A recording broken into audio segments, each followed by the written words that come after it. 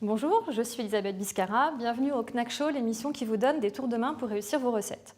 Aujourd'hui, nous allons faire une recette de crêpes vanillées sans gluten.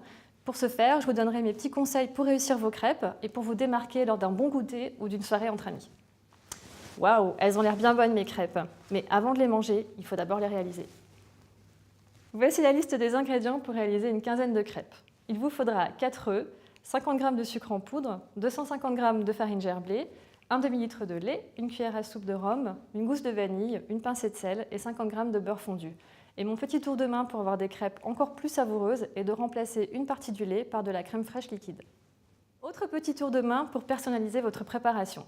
Vous pouvez remplacer la vanille par de la fleur d'oranger, des zestes de citron ou d'orange, ajouter du rhum, du calvados ou du cognac. Mais attention, l'alcool, ce n'est que pour les crêpes.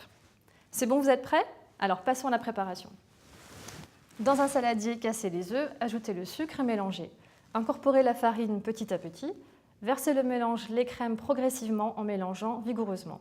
Pour terminer, ajoutez le beurre fondu, la vanille, le rhum et la pincée de sel.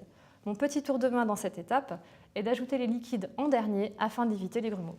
Laissez reposer votre pâte à crêpes 1 heure à température ambiante. Petit tour de main de ma grand-mère, recouvrez votre saladier d'un torchon. Et attention, je tiens à préciser que la grand-mère que vous venez de voir n'est pas la mienne. Voilà, la pâte est prête. Il ne reste plus qu'à faire les crêpes. Pour ce faire, nous allons utiliser une poêle anti-adhésive plate à bord plat. Faites chauffer votre poêle. Une fois chaude, ajoutez une noix de beurre, ce qui apportera un petit goût noisette à vos crêpes. Allez, lâchez-vous! Et voilà, regardez comme nos crêpes sont belles et elles sentent bon la vanille. Pour finir et ajouter une touche de gourmandise supplémentaire, saupoudrez-les de sucre glace. Petit récapitulatif de tous nos tours de main. Remplacez une partie du lait par de la crème, personnalisez vos crêpes, incorporez les liquides en dernier, déposez un torchon sur votre saladier, cuire les crêpes avec une petite noisette de beurre et enfin saupoudrez vos crêpes de sucre glace.